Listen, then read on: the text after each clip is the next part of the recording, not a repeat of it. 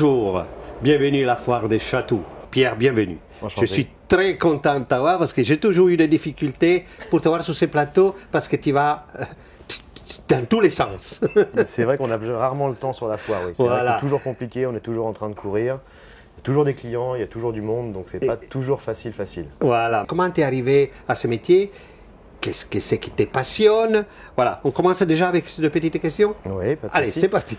J'ai commencé le métier parce que je suis tombé dedans quand j'étais petit, toujours collectionneur de tout et de différentes choses, pièces de monnaie, journaux et différentes choses qui m'ont fait évoluer, qui m'ont fait que il fallait continuer les collections, donc j'ai acheté des doubles pour revendre, pour pouvoir me racheter les pièces qui me manquaient ou les différents objets de collection que je voulais acheter au fur et à mesure. Quand on tombe dedans, on achète, on revend, et puis après on commence à travailler l'objet, à essayer de le restaurer de mieux qu'on puisse, sans avoir de connaissances, mais comme ça en travaillant avec ses mains, et du coup, de fil en aiguille, on évolue, et aujourd'hui, je fais plus de pièces de monnaie, mais je fais de l'argenterie, du bijou, du luminaire, notamment luminaire classique, pampi, bronze, cristal, et de l'art de la table, aussi bien cristallerie que argenterie, argent massif et métal argenté. Et on peut passer du temps chez toi, on peut vraiment passer du temps.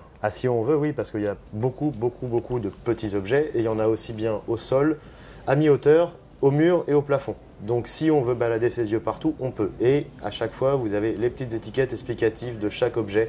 Quand on a un objet de curiosité et qu'on ne sait pas ce que c'est, au moins là, il n'y a pas de souci. On va savoir, on va pouvoir lire, voilà, ça c'est une pince à sucre, ça c'est un pasté, ça c'est, voilà. Et quand il y a besoin après d'expliquer, on est là pour ça. Et pour certaines pièces, tu arrives à refaire leur parcours? Pas pour tout, c'est pas toujours facile, mais c'est vrai que pour l'argenterie, on a l'avantage, surtout sur l'argent massif, d'avoir des poinçons qui vont nous donner des explications, qui vont nous permettre de nous rapprocher. Par exemple, sur les travaux français, on va avoir le poinçon de laminaire, donc c'est à partir de 1838. On va avoir des poinçons plus anciens qui vont nous permettre de donner des tranches d'âge. Après, on va pouvoir trouver aussi le fabricant. Donc à partir de là, on va pouvoir vraiment cibler une période bien précise et voir si c'est un avant-gardiste, par exemple. Des fois, il y a des avant-gardistes au 19e, ils font déjà de l'art déco. Il y en a très peu, mais il y en a qui le font. Ou alors, on va pouvoir bien situer que c'est telle ou telle période. On va être sur du Napoléon III, des choses différentes. Donc ça permet de. Après, au niveau du luminaire, c'est pas forcément toujours évident, mais selon la patine des bronzes, on va pouvoir situer si c'est et selon les modèles de Pampi. Il y a des modèles de Pampi qui ont été créés par Baccarat, par Saint-Louis, à telle ou telle période. Oui, donc vraiment tu arrives à retracer tout ça. On essaye au maximum. Le but c'est de vendre de l'antiquité, mais aussi de vendre une histoire et de vendre l'histoire réelle de l'objet. Et tu es arrivé comment sur le château?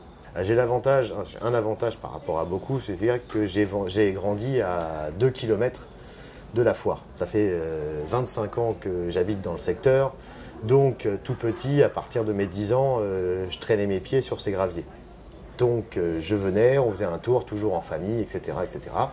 Et puis quand la passion a grandi, je venais chiner à Chatou. Et puis après, à partir du moment où je me suis installé marchand à 19 ans, c'est le premier gros salon que j'ai fait, c'est Chatou. Oui, parce que tu fais partie des jeunes... j'ai fait partie... Même si tu as... grandi un petit peu maintenant, forcément. Et dans tous les cas, Chatou, c'était une institution. C'était un des salons que je voulais faire. Que je voulais pas lâcher. Et donc, depuis, maintenant, ça fait 13 ans que je suis sur la foire. Et qu'est-ce que tu trouves dans cette foire? Il y a une ambiance, il y a le côté un peu convivial, le côté un peu festif, le côté un peu guinguette qu'on va retrouver quand même, aussi bien avec l'allée de la nourriture qu'avec tout l'éventail de choses qu'on peut avoir. Aussi bien on peut aller du XIVe siècle jusqu'aux années 70. Donc il y en a pour tout le monde et pour tous les goûts. Donc on va rencontrer aussi, on a ce contact client, on a ce contact avec les autres marchands qui vont faire d'autres marchandises, qui ont une marchandise complètement hétéroclite par rapport à la mienne. Donc on va pouvoir échanger, se rencontrer, boire un café ensemble, boire éventuellement un petit verre de vin à l'occasion parce que c'est toujours sympa. Et quand il fait beau, aussi bien quand il fait beau que quand il pleut, il y a toujours ce côté convivial. Voilà, bon, sur tout ce que tu m'as raconté, maintenant j'ai vraiment envie d'aller sur ton stand. Ouais. Ce type de lustre, oui.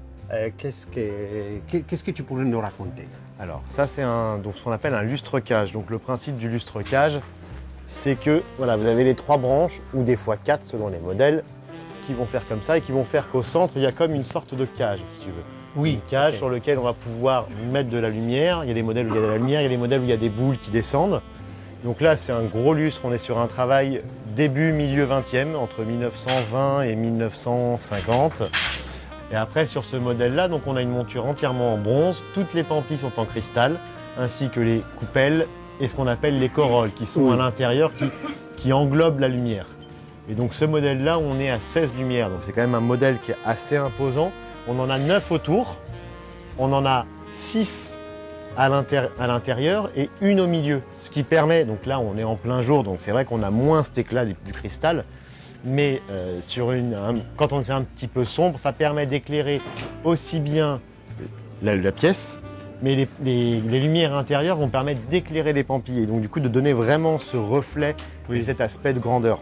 Un détail aussi important à savoir, que c'est sur mon stand, tout ce qu'on a en luminaire, donc aussi bien lustre, applique, lampes et autres, tout repasse dans mon atelier. Donc à chaque fois on part sur quelque chose d'ancien, d'occasion ou d'ancien, on a les deux. On peut avoir des choses contemporaines, comme on a ces luminaires des années 70. Oui. On travaille aussi bien sur du Napoléon III, sur du début 20e que sur du 70. Moi j'aime bien tous les types de lustres. Mais voilà, que ce soit contemporain ou d'occasion, on va repartir sur une base et on va refaire toute l'électricité. C'est-à-dire qu'à chaque fois on repart sur quelque chose de neuf. Voilà. Quand vous achetez un lustre chez moi, vous n'avez plus qu'à l'installer et à l'accrocher. Il n'y a plus qu'à. C'est vraiment le but, c'est de repartir sur quelque chose d'ancien qui puisse avoir son côté utilitaire. Ce petit objet, qui est un travail a priori fin 18e, donc c'est ce qu'on appelle un porte-cire. Donc il s'ouvre comme ceci. Qu'est-ce que c'est qu'un porte-cire? Donc on mettait la cire dedans, et en fait c'était la cire pour cacheter, donc pour les cachets. Donc souvent, soit on avait un cachet indépendant, oui. soit sinon on pouvait faire graver ses initiales ici. Et donc on prenait de la cire, pof, et on pouvait cacheter. Et quand on regarde la finesse du travail, avec or rose, or jaune, voilà, précision. tout à fait, et complètement guilloché, Oui. c'est vraiment très très beau. Donc il a un peu vécu, il a quelques cabosses par-ci par-là, mais le jour où on aura son âge, Hein? on sera pas mieux. Non, non. À l'art de la table, on va avoir aussi bien des grosses pièces que des pièces de nos jours utilitaires. Par exemple, je vais avoir sur du métal argenté de chez Christophe. Donc on aura beaucoup de modèles. Il y a beaucoup de choses aussi que je vais avoir à la pièce parce que par exemple, les gens achètent une ménagère, ils ont perdu une petite cuillère, une fourchette, un couteau. Ça, c'est des choses que je peux réassortir. C'est des choses que je propose à mes clients. Tu as quelques appliques un peu particulières? Celle-ci, qui est une très belle paire Louis XV, qui est vraiment conséquente, vraiment dans le style rocaille, bien travaillée, bien grasse. Celles-ci, elles ont une particularité, c'est que la patine était vraiment esquintée. Donc du coup, on a complètement, enlevé la patine, on l'a complètement remise à nu. Le bronze, on l'a remis à nu. Et par la suite, on l'a verni, ce qui permettra dans le temps qu'il ne bouge pas. Parce que souvent, les personnes vont me dire « oui, mais le bronze, il s'est oxydé, il n'est pas beau, il n'est pas comme ci, il n'est pas comme ça ». Là, on ne bougera plus, on reste tel que. Donc, il faut que ça plaise aux gens, mais au moins, il ne va pas s'abîmer avec le temps. C'est ça. Et après, d'autres appliques que j'ai restaurées, j'aurais voulu te les montrer, mais elles sont déjà parties. Eh bien, tant mieux, Voilà. c'est ça la prochaine fois. Tu me C'est ça. montreras. Bon, sur ça, ben, on peut retourner. Ouais. C'est... Bien sûr. Ouais, Je vais laisser mes... fourchette. Allez, on y va. Et on est de retour.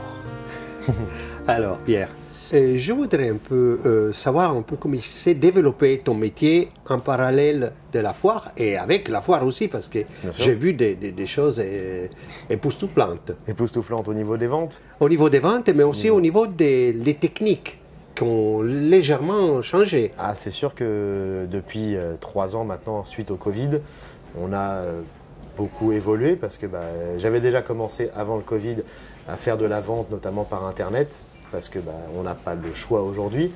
Et c'est vrai qu'on a vraiment développé cet axe-là.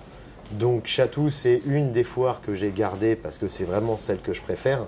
Mais à côté de ça, on travaille beaucoup sur Internet. Donc c'est aussi un avantage, c'est que tous les clients qui me voient que 2 fois par an peuvent me suivre le reste de l'année sur Internet, notamment sur le site ProAntique, où ils vont retrouver la plupart de mes objets, à savoir quand même qu'on garde pour Chatou une primeur. C'est-à-dire que tous les objets nouveaux sont d'abord exposés à Chatou, pour tous mes clients et pour tous les autres clients que je ne connais pas encore. Et ensuite, ceux qui ne sont pas vendus iront sur le site. Le but, c'est vraiment de favoriser la clientèle de Chatou, qu'elle se déplace pour quelque chose. Et puis ça nous permet aussi de s'ouvrir au monde entier. De toute façon, ça, il n'y a pas. Hein.